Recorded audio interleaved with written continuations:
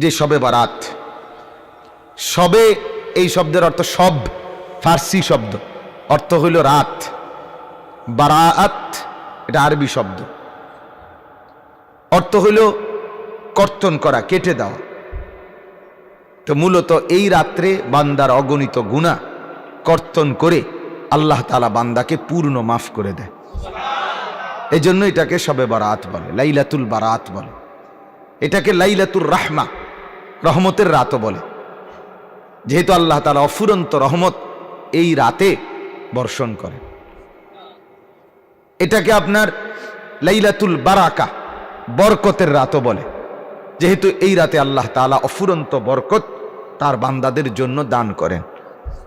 এটাকে লাইলাতুস সাক, সাক বলা হয় চেক, অর্থাৎ যেখানে এক কাগজে অনেক বড় মূল্যমানের কিছু লিখে দেয়, যেমন 10 লাখ টাকা, 1 কোটি টাকা, তা চেকের মধ্যে লিখে দিয়ে দিছে। তো আল্লাহ তাআলা এই রাত্রে শবে বারাতে এক রাতেই, এক শোইতে বান্দার জিন্দিগির সব গুনাহ মাফ করে দেয়। এটার জন্য যে চেক দেয় আর কি, যা মুক্তির চেক দিলাম। এটাকে লাইলাতুন নিসফে মিন শাবান, শাবানের অর্ধরাত্রি মানে অর্ধেক, এটাও বলা হয় শবে বারাত। তাইলে আমরা মূল 1 নাম্বার বুঝে নিলাম, শবে বারাত এটা একটা বরকতের রাত, এটা একটা রহমতের রাত, এটা একটা মাগফিরাতের রাত, এটা জাহান্নাম থেকে মুক্তির রাত, এটা আল্লাহ তাআলার সন্তুষ্টি বান্দার প্রতি প্রকাশ করার রাত। বলেন আলহামদুলিল্লাহ। তো মূল বক্তব্য ছিল শবে বারাত, এই লাইলাতুল বারাত পুরাটা রাত। এই রাত এর ব্যাপারে কোরআন এবং সুন্নাহর মধ্যে কি বর্ণনা আছে? 1 নম্বর কথা হলো কোরআনুল কারীমের 25 নম্বর পারা 44 নম্বর সূরা, সূরায়ে দুখান একটা সূরা আছে। এই সূরার প্রথমে একটা আয়াত আছে, ইন্না আনজালনাহু ফি লাইলাতিন মুবারাকাতিন। আল্লাহ তাআলা বলেন, নিশ্চয়ই আমি কোরআন নাজিল করেছি বরকতময় রাতে। কি রাতে? এই বরকতময় রাত বলতে কি উদ্দেশ্য, এই নিয়ে মুফাসসিরদের মধ্যে 2টা অংশ। এর মধ্যে সংখ্যাগরিষ্ঠ মুফাসসির যারা, অধিকাংশ মুফাসসির কেরাম, ওলামায়ে কেরাম, উনাদের মত হইল বরকতের রাত বলতে ওই রমজানের শেষ দশকের যে শবে কদর, সেটাই উদ্দেশ্য। ঠিক আছে কথা? তাহলে এটা হলো অধিকাংশ। বাকি মুফাসসিরদের মধ্যে একজন প্রসিদ্ধ মুফাসসির আছেন, হযরত ইকরামা রাহমাতুল্লাহি আলাইহি। উনি হলেন নবীজির একজন বিখ্যাত সাহাবী আব্দুল্লাহ ইবনে আব্বাস রাদিয়াল্লাহু তাআলা আনহুমার ছাত্র, শাগরিদ, মানে তাবিঈ। উনি যারা সাহাবীদেরকে দেখছেন, এই ইকরামা রাহমাতুল্লাহ আলাইহির মত হইল এই বরকতময় রাত বলতে এখানে শবে বরাতকে বোঝানো হয়েছে। তাহলে এটা যদি ধরে নেওয়া হয়, তাহলে অর্থ হইল আল্লাহ বলেন, নিশ্চয়ই আমি কোরআন নাজিল করেছি বরকতময় রাতে, মানে লাইলাতুল বারাত। কিন্তু প্রশ্ন থাইকা যায় শুধু একটা, যে অধিকাংশ বর্ণনা, অধিকাংশ মুফাসসির, অধিকাংশ হাদিস এবং কোরআনের স্পষ্ট আয়াত, ইন্না আনজালনাহু ফি লাইলাতিল কদরি, ওটা আছে আয়াত। তাহলে এর দ্বারা বোঝা যায় মূলত কোরআন নাজিল হয়েছে শবে কদরে। মূলত নাজিল হয়েছে কখন? শবে। এই জন্য মুফাসসিররা, ওলামায়ে কেরাম বলে উভয় বক্তব্যই সঠিক। মানে কি? মানে হইল লাইলাতুল বারাত, যেটা এই আগামীকাল রাতে, এটার মূল বৈশিষ্ট্য হইল হাদিসের মধ্যে আল্লাহর নবী সাল্লাল্লাহু আলাইহি সাল্লাম বলেন, লাইলাতুল বারাতে আল্লাহ তাআলা পরবর্তী 1 বছর পৃথিবীতে কি কি দিবেন, বর্ষণ করবেন, নাজিল করবেন, এটার চূড়ান্ত ঘোষণা, লিখিত কপি আল্লাহ তাআলা ঘোষণা করে দেয়। আর আল্লাহ কোনো কিছু দিবে এ কথার ঘোষণা মানে যেন এটা হয়ে গেছে। তো এই জন্য ধরে নেওয়া যায় যে এই বছর শবে কদর কোরআন নাজিল সত্যি সত্যি শুরু হয়েছে, ওই বছর শবে কদরের আগে শবে বরাতে আল্লাহ তাআলা সিদ্ধান্ত ঘোষণা দিছে যে এই যে সামনে রমজান আইতেছে, এই রমজানের শবে কদর থেকে কোরআন নাজিল আনুষ্ঠানিকভাবে শুরু হবে, এটা আজকে চূড়ান্ত ঘোষণা দিলাম। তো ধরে নেওয়া হলো আল্লাহ যেহেতু ঘোষণা দিছে নাজিল হয়ে গেছে। এই জন্য এই আয়াতে বলা হয়েছে আমি নাজিল করেছি। তাইলে এটা হলো একটা বর্ণনা। বাকি এটাকে একবারে কোনো না কোনো ভাবেই কোরআনুল কারীম দ্বারা প্রমাণ করতেই হবে এটা জরুরি না। কেন? কোরআন দ্বারা যা প্রমাণিত সেটা যেমন গ্রহণযোগ্য, রাসূলুল্লাহ সাল্লাল্লাহু আলাইহি সাল্লামের হাদিস দ্বারাও যদি কিছু প্রমাণিত হয় তাহলে সেটাও গ্রহণযোগ্য। কথা বুঝছেন কিনা বলে?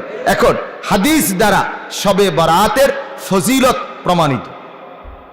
প্রমাণিত অর্থাৎ লাইলাতুল বারাত এই শাবান মাসের 15তম দিন 14 তারিখ দিবাগত রাত আল্লাহর নবী সাল্লাল্লাহু আলাইহি ওয়াসাল্লাম নিজেও আমল করছেন এবং উম্মতকেও আমল করতে বলছেন, এবং আল্লাহর নবী অসংখ্য মানুষকে গুনাহ মাফ করবে এই রাতে, এই ঘোষণা আল্লাহর নবী সাল্লাল্লাহু আলাইহি ওয়াসাল্লাম পেশ করেছেন।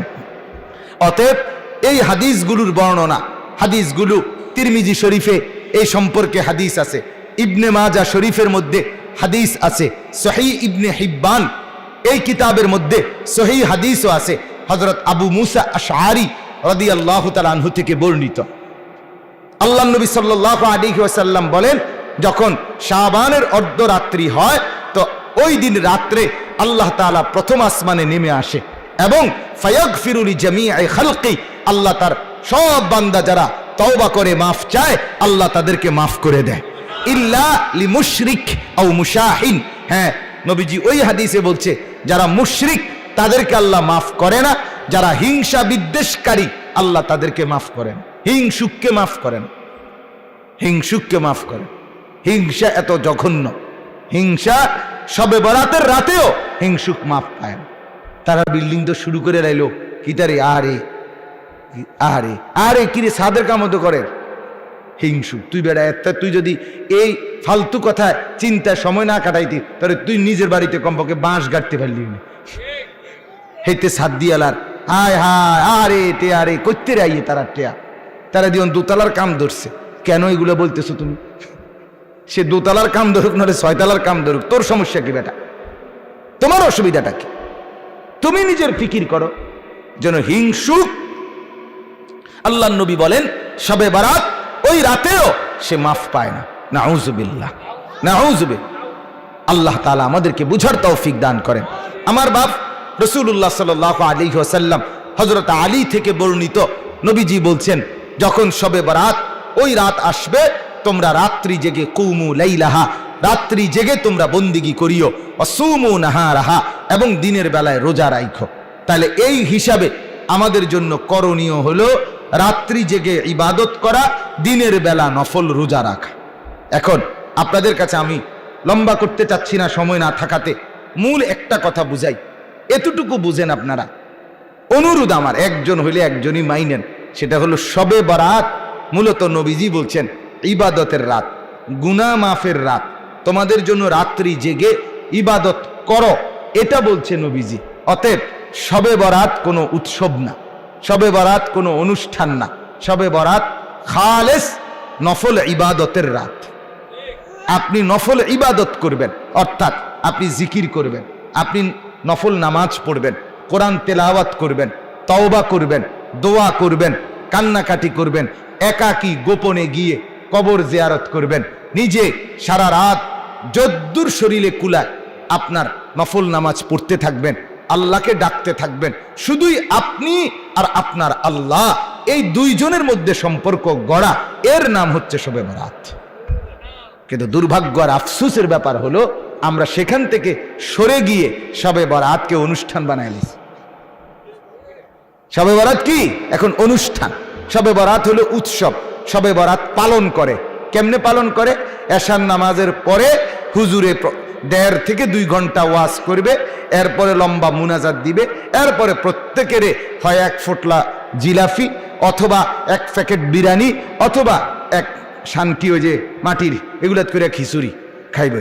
এই 3 নেয়ামতের যে কোনো একটা নেয়ামত, হয় জিলাফি নয় বিরিয়ানি নয়তো খিচুড়ি, এই 3টি নিয়ামতের যে কোনো একটি নিয়ামত খাবাইয়া এবার কবে শবে বরাত পালন হয়েছে, এবার গিয়া ঘুম দেন যায় বাইত গিয়ে, এবার বাইত গিয়ে এবার শুয়ে লাইছে, হেবড়ি জি গাইছে করতে আইলেন, শবে বরাত পালন করে আইছে।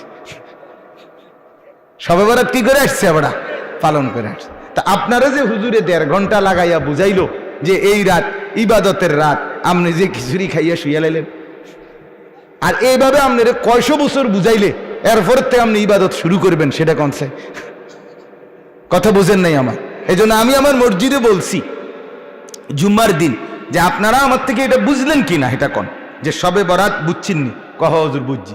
আমি বলে কি করতে হবে সেটা বুঝছেননি? কহ বুঝছি। আমি তাহলে ঠিক এই কথাটা তো বললাম যে নফল নামাজ পড়বেন, জিকির করবেন, দোয়া করবেন, কান্নাকাটি করবেন, একাকী কেউকে না ডেকে গোপনে কবর জিয়ারত করবেন। তাইলে এই কথাটা আপনি বুঝছেন না? বাংলা এটা কথা বলেন না, বুঝছেন কি না বলেন তো? এইটা আবার প্রত্যেক বছর সবে বরাত যে রাত, সেই রাইতে আপনার 2 ঘন্টা ওয়াজ করে বুঝান লাগবে কেন? কথা বলেন না কেন? প্রত্যেক বছর এভাবে আপনার আবার বলবে আল্লাহ রব্বুল আলামিন বলে লাব্বাইক ইয়া আবদি, বান্দা যতবার আল্লাহকে ডাকে ততবার আল্লাহ বান্দাকে ডাক দেয়। বল বান্দা কি চাই? কিছুক্ষণ পরে আল্লাহ বান্দাকে বলে বান্দা বুঝেছি, কিছু তুই চাইবি না, তুই শুধু আমাকে ডাকতে ডাকতে মজা পাচ্ছ। ঠিক আছে বান্দা, তুই আমাকে ডাকতে থাক, তুই আমার জিকির করতে থাক, আমি মাওলা তোর কি লাগবে আমি দিতে থাকবো। তোর বিবি অসুস্থ আমি জানি, তোর ছেলেটা বিদেশে সমস্যা আমি জানি, তোর বাজারে দোকানে বেচা কিনা কম হয় আমি জানি, তোর একটা ঘর নাই আমি জানি, তোর মনে অশান্তি সেটাও তো আমি জানি, তোর জীবনে বান্দা কোথায় কি আমি আল্লাহ তো সব জানি। তুই আমাকে ডাকতে থাক বান্দা, আমি আল্লাহ তোকে দিতে থাকি। হ্যাঁ, আল্লাহর নবী বলেন মান শাগালাহু যিকরি, হাদিসে কুদসিতে আল্লাহ বলেন আমার যে বান্দা আমি আল্লাহকে ডাকতে ডাকতে আমার কাছে চাইতে আর সময় পায় নাই, আমি আল্লাহ সারা পৃথিবীতে চেয়ে চেয়ে যত বান্দা যা নিয়েছে, আমার বান্দা ডাকছে যে আমাকে, না চাইতেই আমি তার চাইতে বেশি দেব। অতএব আপনারা ডাকবেন আল্লাহকে, বলেন ইনশাআল্লাহ। তাইলে ইবাদত করবেন, ইবাদত আগামীকাল সন্ধ্যা থেকে কি করবেন বলেন না? ইবাদত, ইবাদত। আমি আমার ড্রাইভাররে বলে দিছি আগের থেকে, কালকে সবে বরাত, সে আবশ্যক কোনো ওয়াজ টোয়াজ হবে না, বন্ধ, মাহফিলে যাব না কোথাও। আমি আমার লোক, আমার মালিকের লোক আমার বুঝ আছে, আমার মালিকের সাথে আমার বুঝ। আমি বন্দিগির জন্য রমজান মাস আলহামদুলিল্লাহ, আপনি আমার ড্রাইভাররে জিজ্ঞাসা করে দেখেন, অর্থাৎ একটা মাহফিলের দাওয়াত রমজানে নেই নেই না, সব ব্যস্ততা বন্ধ। শুধুই রমজান মানে আমার আল্লাহ আমার যদি হায়াত দেয় তো আমার জিম্মাদারি হলো শুধুই জিকির, শুধুই তেলাওয়াত, শুধুই কান্নাকাটি, শুধুই রোনাজারি, শুধুই কোরআনুল কারীমের তেলাওয়াত, এটাই হবে আমার ডিউটি। কেন? আল্লাহ তাআলা বলে বান্দা 11 মাসে তুমি বন্দিগি করে আগাইতে পারলা না, রমজান মাস একটা মাস দিলাম, গোনা গোনা আইয়ামাম মাদুদাত। মাওলা বলে বান্দা ঘাবড়াইস না, একেবারে গোনা গোনা হিসাব করা, 31 হবে না বান্দা, 30 নাই তো 29, এর বেশি যাইতো না কইলাম। তুই গুণনা রাখিস, একটা একটা দিন গুনবি, 30 কিংবা 29 দিন, 30 দিন মাত্র শুরু করবি ইবাদত। চাঁদ উঠলে 30 দিন হিসাব করে গুনাহ ছেড়ে দিবি বান্দা, আর 30 দিন আমার বন্দেগী করবি। 30 দিন পরে আরেকটা চাঁদ উঠবো, তোকে জান্নাতের দিকে রওনা করায় দেব।